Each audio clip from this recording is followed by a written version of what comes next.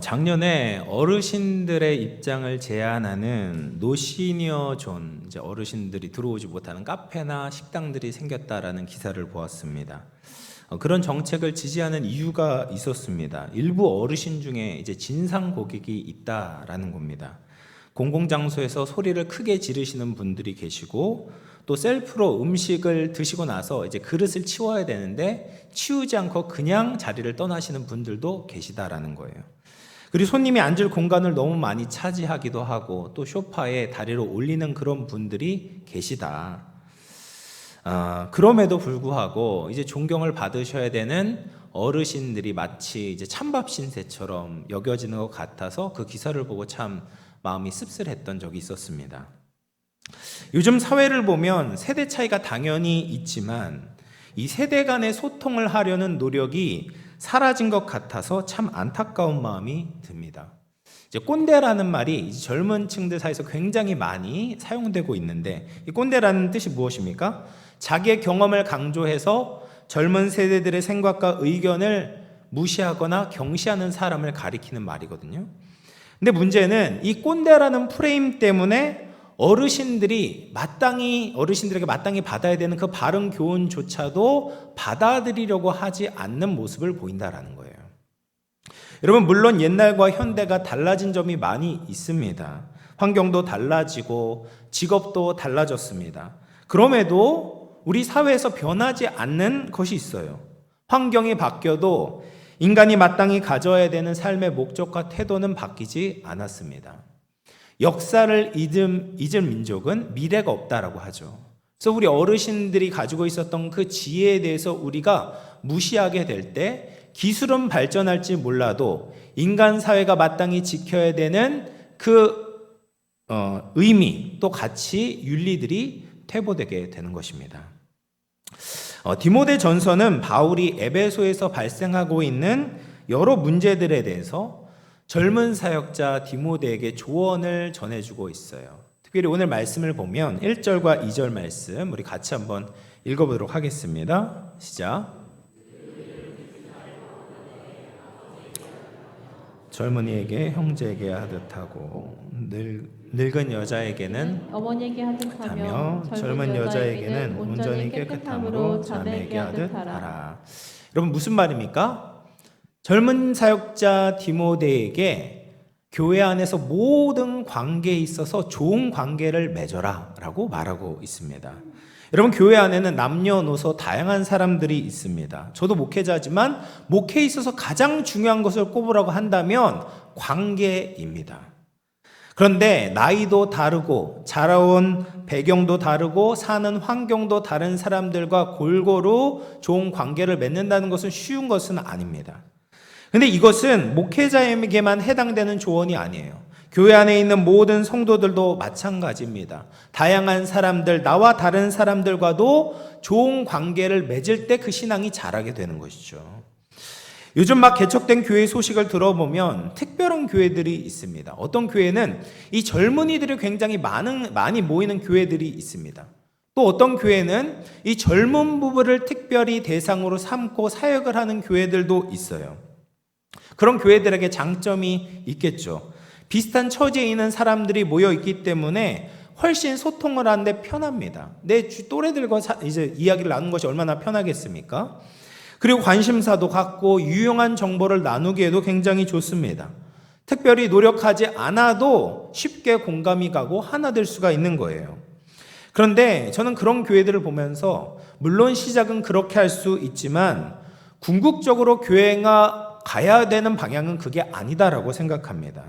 교회는 어린아이부터 노년에 이르기까지 모든 세대가 함께 있어야 되는 것이죠. 공통점이 있는 사람만 모이는 것이 아니라 나와 다른 사람과 함께 있어야 되는 겁니다.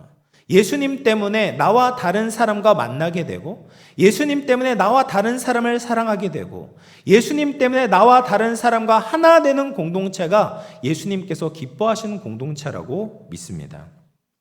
그래서 이제 바울은 이렇게 다양한 사람들을 디모데가 어떻게 대해야 될지 알려주는데, 먼저 늙은이를 꾸짖지 말고 대하라 라고 이야기를 합니다. 여기서 늙은이는 남자 어르신 성도를 의미해요. 목회자로서 어르신들에게도 당연히 하나님의 말씀을 가르치고 권면을 해야 됩니다. 그런데 그때 마치 아이에게 하는 것처럼 꾸짖는 태도로 권면하지 말라라는 거죠. 나이에 맞게 아버지처럼 존중하고 공손하게 하나님의 말씀을 가르쳐 주어라 라고 이야기하고 있어요. 그리고 늙은 여자에게도 동일합니다. 늙은 여자에게는 2절을 보면 늙은 여자에게는 어머니에게 하듯 권면하라 라고 이야기를 합니다. 어머니에게 우리가 어떻게 대할까요? 온유하고 친절하게 대해야 되겠죠. 그래서 디모데에게 이 나이 드신 여성도들을 향해서도 어머니처럼 대하라라고 이야기를 하는 겁니다. 사도 바울도 실제로 그렇게 나이 드신 여성도들에게 대했던 것을 보게 됩니다. 로마서 16장 13절 말씀 보면 주 안에서 택하심을 입은 루포와 그의 어머니에게 문안하라. 그의 어머니는 곧 내 어머니니라 라고 이야기를 합니다. 그러니까 사도 바울도 루포의 어머니를 자기 어머니처럼 대했다. 성도 안에서 늙으신 연세가 많으신 그런 여성도들을 어머니처럼 대했다라는 것을 알 수가 있습니다. 더불어 젊은 남자들은 형제처럼 대하고 또 젊은 여자들은 자매처럼 대하라 라고 이야기를 하고 있어요. 이것을 보아서 우리는 교회 안에 성도들을 대하는 원리를 알게 됩니다. 그것은 바로 가족처럼 대하라라는 거예요. 우리는 예수님을 믿을 때 새로운 영적 가족이 생기게 됩니다. 그래서 예수님께서 누가복음 8장 21절에 이렇게 말씀하셨습니다. 예수께서 대답하여 이르시되 내 어머니와 내 동생들은 곧 하나님의 말씀을 듣고 행하는 이 사람들이라 하시니라. 예수님께서 공생의 사역을 하실 때 예수님은 예수님의 가족들로부터 인정을 받지 못했습니다. 특별히 예수님의 형제들은 예수님이 하나님이시라는 것을 믿지 못했어요. 그래서 예수님의 공생의 사역을 조롱하곤 했습니다. 예수님께서 사람들을 고치시고 하나님 나라의 복음을 전파하시는데 오히려 그것을 말리려고 하는 겁니다. 그런 가족들을 보면서 예수님이 지금 뭐라고 말씀하시냐면 나의 진짜 가족들은 물론 그들 육신의 가족이 있지만 내 진짜 가족은 누구냐? 하나님의 말씀을 듣고 행하는 사람들이 나와 영적 가족을 맺게 된다라고 말씀하고 계시는 겁니다. 그래서 우리도 우리 영암교회 성도들도 지금 주님 안에서 영적 가족이 된 것이죠. 그러면 가족의 가장 핵심이 되는 것이 무엇입니까? 바로 사랑이 있어야 됩니다. 사랑이라는 것은 관심을 갖는 거예요. 가족 구성원들의 필요와 결핍이 보이면 그것을 채워주려고 노력을 하는 것이 가족의 모습이죠. 제가 이전교회에서 사역을 할 때 이제 혼자 사시는 어르신들을 종종 방문하고 신방할 기회가 있었습니다. 물론 이제 여유가 있으신 분들도 계셨지만 경제적으로 어려운 분들이 계셨습니다. 그런데 정부에서 참 이런 분들을 잘 돌보고 계시는구나를 느낄 수 있었어요. 그래서 집이 없으신 분들은 노인복지주택에서 거주하시는 분들이 있었습니다. 그리고 몸이 불편하신 분들은 정부에서 이제 도우미를 보내주기도 하고요. 그리고 이제 돈이 없으면 노령연금을 타시거나 또 노인 일자리를 소개시켜 주셔서 소소하게 일을 하면서 생활을 하고 계셨습니다. 근데 이렇게 정부를 통해서 노인분들이 먹고 사는 것을 해결할 수 있었지만 다른 문제가 있다는 것을 발견하게 됩니다. 바로 그분들이 다른 사람들과 소통할 기회가 없다는 거예요. 특별히 젊은 사람들과 만날 수 있는 기회가 없는 겁니다. 인간으로서 마땅히 받고 싶은 그 사랑과 존중을 정부에서는 줄 수 없다라는 말입니다. 그런데 이제 한 권사님께서 이런 말씀을 하셨습니다. 교회가 아니면 내가 어디서 이런 존중을 받을 수 있겠냐라는 거예요. 자기 같은 늙은이를 어디에서도 관심을 갖지 않지만 교회에서는 권사님 하면서 인사도 해주고 함께 예배하고 존중해 주니까 너무 기분이 좋다. 교회 올 때마다 힐링이 되고 회복이 된다. 이 말씀을 하셨습니다. 여러분, 사람은 정말 그렇지 않습니까? 먹고 사는 문제가 해결되어야 되지만 그것만으로는 행복해질 수가 없습니다. 사람은 사랑을 주고 사랑을 받아야 되는 거예요. 어르신들은 지금까지 성실하게 살아온 세월을 존중받으셔야 되는 것이죠. 그리고 특별히 이제 교회 안에서 헌신하고 수고하신 어르신들은 더욱더 존경을 받으셔야 됩니다. 저는 우리 교회를 이렇게 볼 때 이것이 이렇게 저절로 이루어졌다라고 절대로 생각하지 않습니다. 우리 교회 벽돌 한 장 한 장이 우리 장로님들, 권사님들, 집사님들의 피땀 눈물로 인해서 이루어진 것이라고 믿습니다. 그래서 영암교회가 지금까지 건재할 수 있고 지금도 이렇게 하나님의 일을 왕성하게 감당할 수 있다라는 것이죠. 그것을 젊은 세대들이 절대로 무시해서는 안 되는 거죠. 믿음을 따라 사신 삶을 하나님께서 인정해 주시겠지만 하나님의 관점을 가진 우리들도 우리 어르신들의 노고를 인정하고 존중하는 것이 마땅합니다. 사랑하는 성도 여러분, 우리 교회 어르신들에게 감사를 표현하시기를 바랍니다. 이분들이 있어서 우리나라가 이렇게 발전할 수 있었고 또 이분들의 헌신 덕분에 우리 한국교회가 이렇게 부흥할 수 있었습니다. 우리가 대단한 것을 드릴 수는 없지만 옆에 이렇게 지나가게 될 때마다 인사도 나누시고 고마운 마음을 표현할 수 있기를 바랍니다. 그리고 우리 교회 안에 장로님들, 권사님들, 또 집사님들 너무 수고 많으셨고 존경합니다. 늘 평안하시고 또 강건하실 수 있기를 주님의 이름으로 축원을 드리겠습니다. 두 번째로 우리가 생각해 볼 것은 우리 혈육의 부모님께 효도를 해야 된다라는 거예요. 먼저 우리 3절 말씀을 같이 한번 읽어보도록 할게요. 3절입니다. 시작. 과부를 존대하라. 먼저 참 과부에 대해서 이야기를 합니다. 현대에는 여성들이 일할 기회가 많이 있잖아요.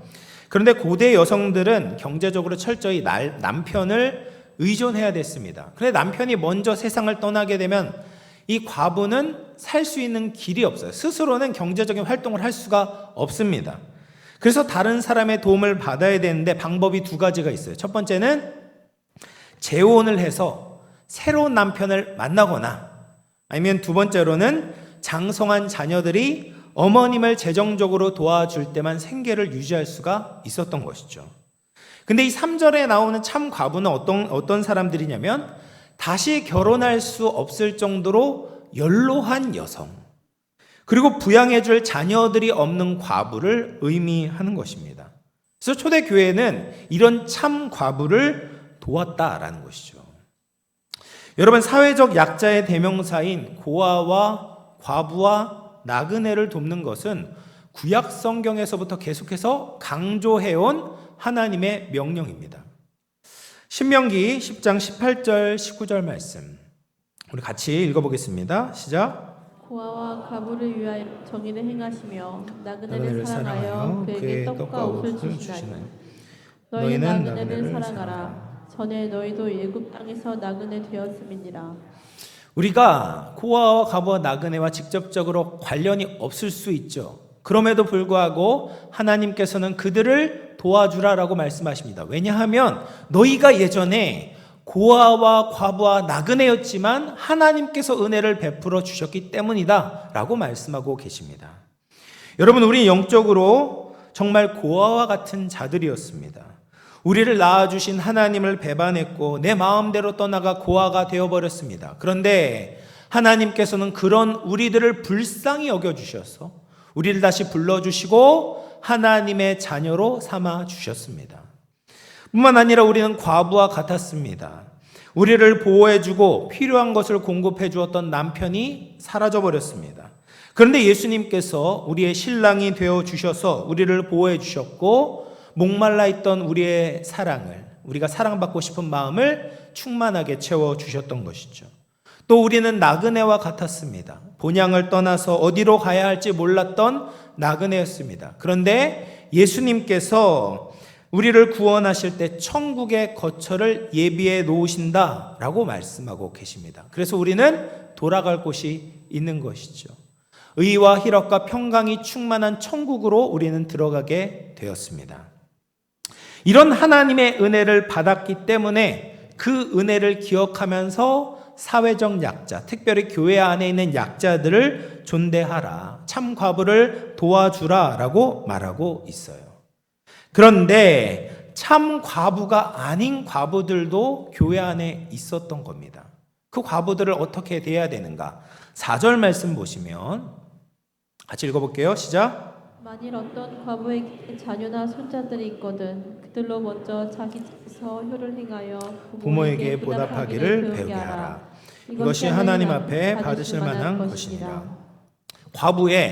과부에게 자녀와 손자가 있다면 이들은 교회가 책임지는 것이 아니라 자녀손들이 먼저 효를 행하도록 해야 된다라는 말이에요. 당연한 말이죠. 그런데 바울이 왜 이런 말을 했을까요? 자녀들 중에 이 책임을 다하지 않고 회피하는 자들이 많았기 때문에 이 말을 하고 있는 것입니다. 성경은 분명히 이야기합니다. 자녀들은 늙은 어머니 혹은 늙은 조모를 돌봐야 한다. 여기서 효를 행하여 라는 동사는 이제 헬라어로 유세베오라는 동사입니다. 이 유세베오를 직역해보면 경건을 실천하라 라는 말입니다. 하나님이나 부모와 같이 자신의 행복을 위해서 큰 헌신을 한 분들에 대해서 특별한 존경심을 가지고 마땅히 행해야 하는 의무를 다한다라는 뜻입니다. 그래서 우리가 효를 행하는 것과 경건을 실천하는 것은 그 원리가 똑같은 거예요. 경건한 사람은 어떤 사람입니까? 하나님의 은혜를 기억하면서 그 은혜를 다 갚을 수 없지만 감사함으로 주님을 위해 살아가는 사람들이 경건한 사람입니다. 또 효자들도 마찬가지죠. 내가 부모님께 받은 그 부모님의 은혜에 대해서 기억하면서 물론 내가 다 갚을 수는 없지만 늘 존경심을 가지고 부모님을 위해 살아가는 사람들이 바로 효를 행하는 사람들입니다. 그래서 이 효를 행하는 사람들은 부모에게 보답을 하게 된다. 보답하는 것을 배운다라는 것이죠. 여러분, 부모님께서 자녀들에게 얼마나 많은 것을 주셨습니까? 부모님은 먼저 자녀들에게 생명을 주었잖아요. 하나님은 이 세상을 창조하실 때 무에서부터 모든 만물들을 창조하셨습니다. 생명체도 만드셨습니다. 그런데 그렇게 만드시고 나서 생명체는 반드시 부모를 통해서 자녀에게 생명이 흘러가게 만드셨습니다. 우리도 다 마찬가지죠. 우리가 하나님께서 그냥 뚝 떨어뜨려가지고 이 세상에 존재하는 것이 아니라 부모님께서 우리에게 생명을 전달해 주셔서 우리가 이렇게 살아갈 수 있는 것입니다. 또 부모님은 자녀들의 필요를 채워주곤 합니다. 한 금융회사에 의하면 자녀 한 명이 대학 졸업할 때까지 드는 비용이 약 4억 원이라고 합니다. 부모라고 해도 먹고 싶은 것이 있고 갖고 싶은 것이 있잖아요. 근데 자녀 한 명을 키울 때마다 이 4억 원어치의 즐길 거리를 포기하게 되는 것이죠. 이런 부모의 포기와 희생을 통해서 자녀는 의식주를 공급받고 성장할 수가 있었습니다. 무엇보다도 부모는 자녀들에게 사랑을 주었습니다. 부모의 사랑을 받지 못하면 사람은 정서적으로 뭔가 부족하게 됩니다. 메마르게 돼요. 부모님의 무한한 사랑을 받았기 때문에 자녀들은 자기가 사랑받을 만한 사람이구나 라는 정체성을 가지고 이 세상의 모진 풍파와 여러 가지 시험과 상처 속에서도 이기고 성장할 수가 있게 되는 거죠. 한 인간이 장성하여 살고 있는 것은 저절로 이루어진 것이 아닙니다. 부모님께서 물심양면으로 많은 것을 도와주셨기 때문에 우리가 이렇게 자랄 수 있었던 것이죠. 근데 이렇게 많은 것을 받았는데 효를 행하지 않는다면 그 사람은 보답할 줄 모르는 사람인 거죠. 대놓고 이야기하자면 보답할 줄 모르는 사람은 더 이상 사람이 아닌 겁니다. 하나님도 받는 것을 당연하게 여기고 감사할 줄 모르는 사람을 감당하지 않으시는 겁니다. 그래서 우리가 은혜에 보답하는 사람이 될 때 번듯한 사회 구성원이 될 뿐 아니라 하나님 나라의 백성으로서 빛과 소금의 역할을 감당할 수 있는 겁니다. 사랑하는 성도 여러분, 부모님께 효를 행하시길 바랍니다. 그것이 경건입니다. 우리가 부모님께 받은 은혜를 물론 다 갚을 수 없지만 조금이라고 갚으려고 노력할 때 하나님께도 보답하는 사람이 되고 또 인간관계에서도 사랑을 실천하는 방법을 배우게 되는 것입니다. 그리고 오늘 말씀 4절에 이제 하반절 말씀을 보면 우리가 왜 부모님께 효를 행해야 되냐? 하나님 앞에 그것이 받으실 만한 것이다 라고 말씀하고 계세요. 그러니까 부모님께 효를 행하는 것을 하나님께서 기뻐하시고 하나님께서 그 효를 받으신다라고 말씀하시는 겁니다. 그러면 효를 행하는 것과 하나님과 어떤 관계가 있을까요? 구약에 보면 10계명이 나오는데 10계명은 크게 두 가지 계명으로 분류해 볼 수가 있습니다. 하나는 1에서부터 4계명은 하나님을 향한 명령으로 되어 있고 5계명서부터 10계명은 인간에 대한 명령으로 구성되어져 있습니다. 그런데 이 인간에 대한 가장 첫 번째 명령이 무엇이냐면 내 부모를 공경하라라는 거예요. 근데 이 공경하라라는 동사가 히브리어로는 카베드라는 동사인데 이 동사는 무겁게 여기다, 귀하게 여기다 라는 뜻을 갖고 있습니다. 근데 이것이 강조 명령형으로 사용한 예가 구약에서는 6번 등장하는데 그 중에 2번이 부모를 공경하라라는 명령이고 나머지 4군데는 다 하나님에 대해서 쓰여진 명령형입니다.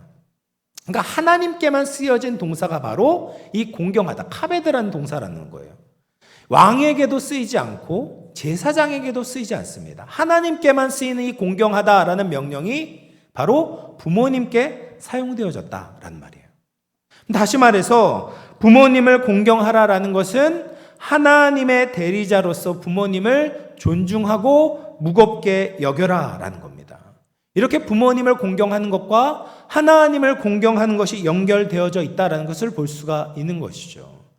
그래서 신약에서도 예수님께서 그 당시에 잘못된 관습에 대해서 말씀을 하시면서 고르반에 대해서 지적을 하셨습니다. 그래서 마가복음 7장 말씀을 보면 자신의 재물을 하나님께 드린다고 하면서 이제 자신의 재물을 따로 떼우는 사람이 그걸 이제 고르반이라고 이야기를 하는데 그러면서 더 이상 부모를 공경하지 않고 부모를 봉양하지 않는 사람들이 많이 있었다는 거예요. 그러니까 하나님께 드린다고 하면서 내가 얼마나 경건한 사람인지를 뽐내려고 하는데 사실은 그것이 하나님의 뜻에 합당하지 않는다.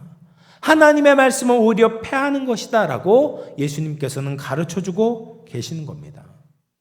여러분, 부모님께 효를 하는 것은 하나님이 받으셔야 되는 삶의 열매입니다.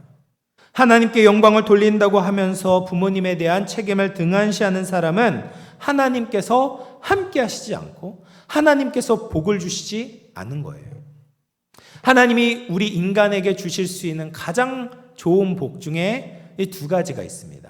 형통과 장수의 복이 있어요. 근데 이 형통과 장수의 복을 어떤 사람에게 주신다라고 약속하시냐면 내 부모를 공경하는 사람에게 주겠다. 이것이 약속이 있는 첫 계명이니 이로써 내가 땅에서 잘 되고 네가 장수하리라 라고 말씀하고 계세요. 그러니까 부모님을 잘 공경하는 것이 하나님을 공경하는 것이고 그로 말미암아 내가 너희들에게 복을 주기를 원한다라고 약속하고 계시는 겁니다.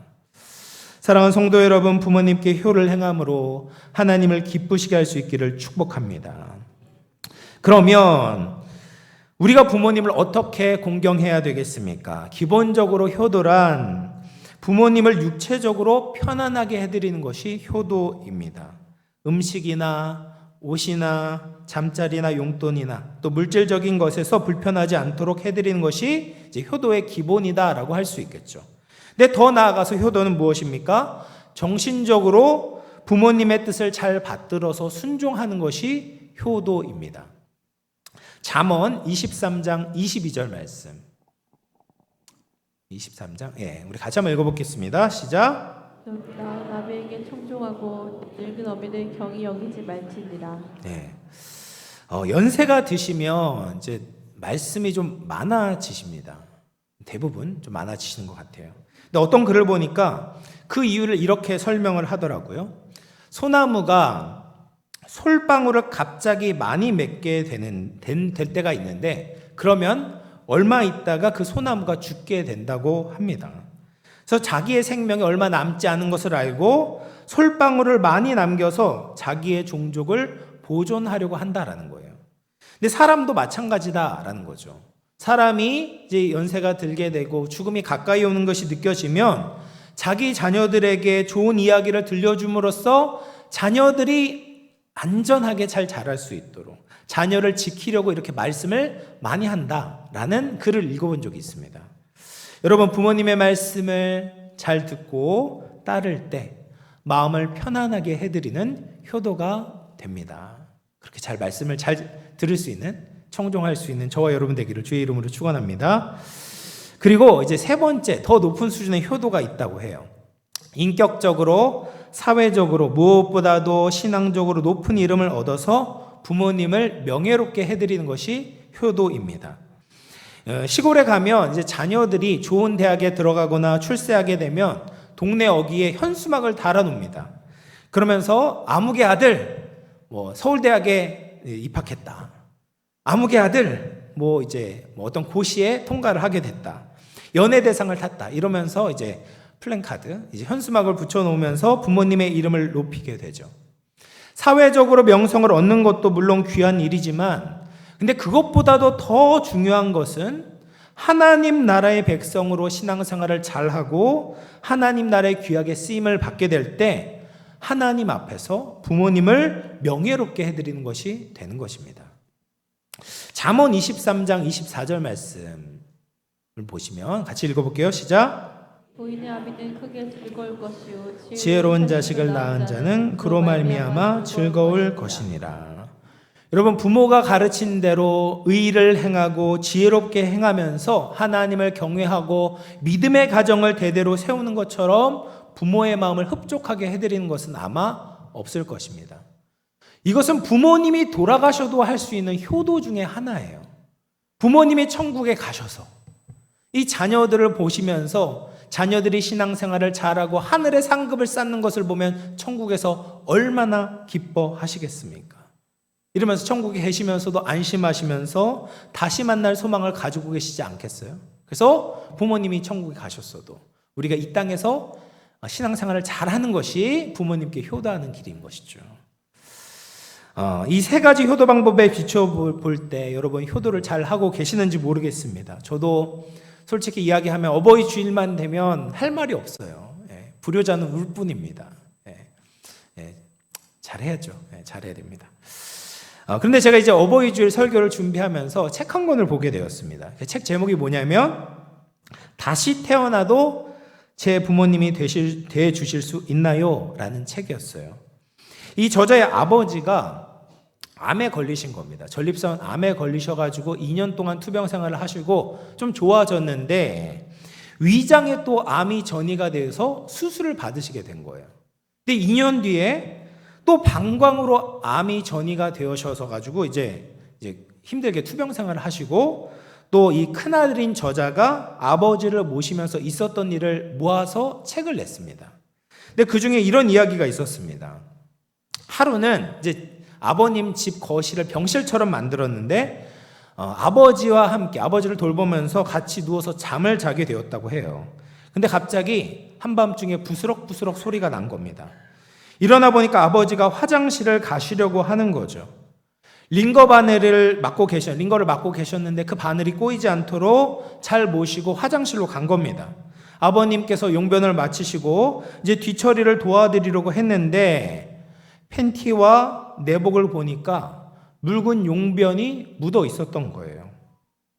이렇게 고나게 자는 아들의 눈치를 보느라 이제 머뭇거리시다가 이제 그렇게 실수를 하게 된 거죠. 아들은 따뜻한 물로 잘 닦아드리고 다시 침대 위로 모시고 와서 속옷과 잠옷을 갈아입혀드리고 다시 누웠습니다. 근데 아버님께서 이런 일을 처음 하셨다 보니까 이대로 잠들면 아침에 창피하실 것 같아서 이야기를 꺼냈다고 합니다. 아버지 설사하셨나 봐요. 아버님이 이렇게 대답하는 겁니다. 누가 설사했는지 조사해 봐야겠다. 겸언쩍어 하시면서 농담을 던지셨다고 합니다. 그러다가 한동안 말씀이 없으셨는데 아버님께서 이렇게 말씀하시는 겁니다. 이렇게 살아서 뭐 하겠냐. 아들이 대답하는 겁니다. 세상 사는 게 다 똑같아요. 다른 사람들도 말을 안 해서 그렇지 다 이렇게 살아요. 괜찮아요. 내가 어쩌다 이렇게 됐니? 병원에 다녀오신 후에 근력이 없어진 것 같아서 어제 제가 좀 많이 드시게 했거든요. 죄송합니다. 미안하다, 고맙다. 아버지 저 어렸을 때 똥 많이 쌌잖아요. 둘째도 셋째도 막내도 똥 싸면 아버지가 다 닦아주셨잖아요. 그러면서 이제 아버지와 대화를 나누었다고 해요. 그렇게 6년 동안 투병 생활을 하시는데 때로는 이제 속상하기도 하고 때로는 힘들기도 했다는 거죠. 그런데 투병 생활을 마치고 아버지가 돌아가신 후에 아버지의 모습이, 아버지의 말씀이 아버지의 미소가 모든 것이 참 그리웠다라고 이야기를 합니다. 그러면서 조선시대에 이 박인로라는 분이 썼던 조홍시가라는 시조가 떠올랐다라고 해요. 현대적으로 바꾸면 이렇게 이야기합니다. 소반에 놓인 붉은 감이 곱게도 보이는구나. 비록 귀한 것이 아니더라도 품어갈 마음이 있지만 품어가도 반가워해 주실 부모님이 없으니 참으로 서럽구나. 아무리 좋은 것이 있어도 함께 나눌 부모님이 없어서 서럽고 아쉬운 마음이 든다라는 겁니다. 여러분, 부모님이 아직 살아계시다면 살아계실 때 나중에 후회하지 않도록 부모님을 잘 공경할 수 있기를 바랍니다. 이제 말씀을 마무리하겠습니다. 우리 교회에 함께하고 계신 우리 어르신들을 공경하기를 바랍니다. 우리 소망부 어르신들에게 관심을 가져주십시오. 아버지처럼 존중해 주시고 어머니처럼 부드럽고 온유하게 대해 주십시오. 그럴 때 우리 교회가 더욱 아름다운 하늘가족 공동체가 되게 될 것입니다. 그리고 아직 육신의 부모님께서 살아 계시다면 공경해야 됩니다. 자녀를 위해 아낌없이 베푸셨던 하나님의 대리자인 부모님이 연로하실 때 자녀에게 비로소 기회가 주어지게 됩니다. 잠깐 물질로 섬길 수 있는 기회, 또 정서적으로 관심과 사랑을 베풀 수 있는 기회가 우리에게 주어진 것이죠. 이 하나님께서 우리에게 주신 기회를 놓치지 말고 표를 행하며 인간으로서 그리스도인으로서 가장 기본적인 책임을 다할 수 있기를 바랍니다. 그것이 하나님의 임재를 경험하고 하나님의 축복을 누릴 수 있는 비결이 되는 것입니다. 그래서 우리 주위에 있는 어르신들을 공경함으로 하나님을 기쁘시게 할 수 있는 우리 모든 영혼의 권속들 다 되시기를 주님의 이름으로 축원을 드리겠습니다. 우리 말씀을 생각하면서 한번 기도하겠습니다.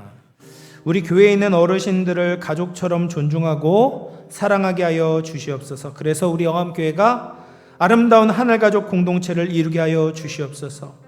또 우리 부모님들 중에 아직 주님을 알지 못한 분들이 계시다면 위에서 기도하기를 바랍니다. 마음문을 열어주시고 예수님을 믿고 가장 축복된 이 천국 소망을 가지게 하여 주시옵소서. 우리 부모님들 영육이 강건케 하여 주시고 또 자녀로서 부모님을 공경하며 살아가는 결단을 하며 우리 같이 한번 기도하도록 하겠습니다. 기도하겠습니다. 하나님 감사합니다. 우리에게 부모님을 주셔서 생명을 허락하여 주시고 또 아버지 많은 것을 받게 하시고 또 아버지 사랑을 받게 하셔서 이렇게 자라고 또 하나님의 은혜로 말미암아 이렇게 여기까지 올 수 있었음을 고백합니다. 하나님의 대리자로 우리에게 보내주신 부모님을 공경하기를 원합니다. 또 아버지 우리 교회 안에 있는 우리 어르신들을 공경하기를 원합니다. 그냥 아버지 쉽게 넘기는 것이 아니라 정말 그들이 가지고 있었던 그들이 지금까지 해왔던 그 수고와 노고를 인정하고 존중하며 아름다운 하늘가족 공동체를 이루어나갈 수 있는 우리 모든 영혼의 권속들 다 되게 하여 주시옵소서. 우리 어르신들에게 건강을 주시고 늘 영육이 강건하게 하시고 아버지의 천국 소망을 품고 늘 기쁨과 평강이 충만할 수 있도록 하나님 도와주시고 함께하여 주시옵소서. 감사합니다. 하나님 아버지 감사합니다. 어버이 주일을 맞이해서 다시금 우리 하나님의 대리자로 보내주신 부모님의 은혜를 생각해 봅니다. 우리가 이렇게 생활하며 사는 것이 하나님의 은혜이고 또 부모님의 은혜임을 고백합니다. 그 은혜를 생각하며 효를 행하게 하여 주시옵소서. 또한 우리 영암교회 어르신들을 주께서 보살펴 주시고 외롭지 않게 하시고 또 교회 안에서 사랑과 따뜻한 관심으로 위로를 주고받는 아름다운 공동체를 이루게 하여 주시옵소서. 이 모든 말씀 거룩하신 예수님의 이름으로 기도하옵나이다. 아멘. 찬송가 576장 찬송하시면서 준비하신 예물 하나님 앞에 봉헌하겠습니다.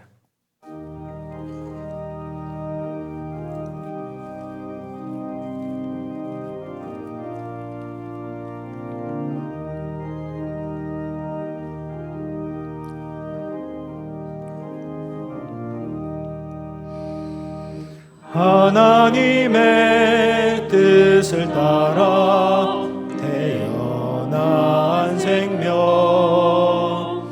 알을 세라 다칠 세라 가슴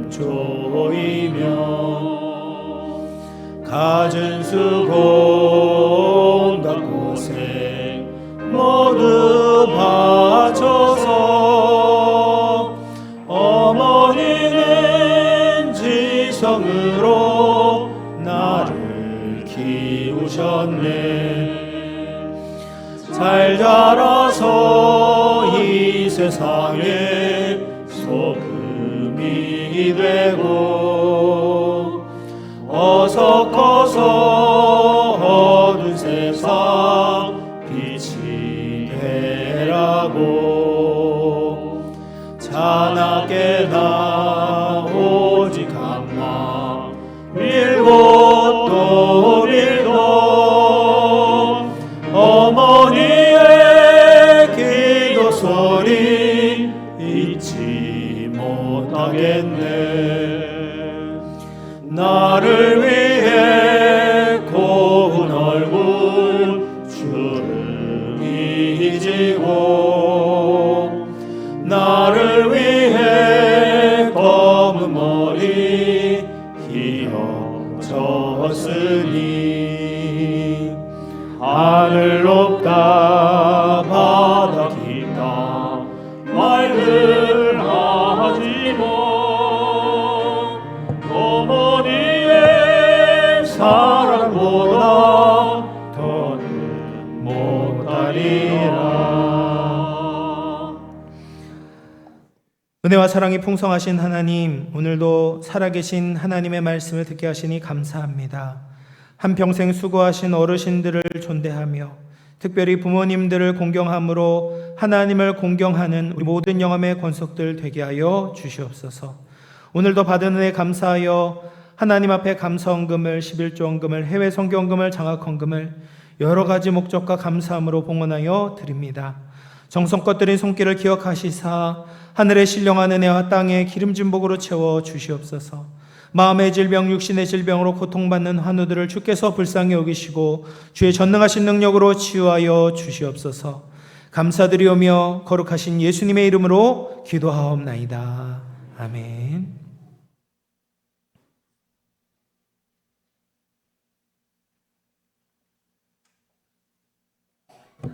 5월의 두 번째 주일 교회 소식 전해드립니다.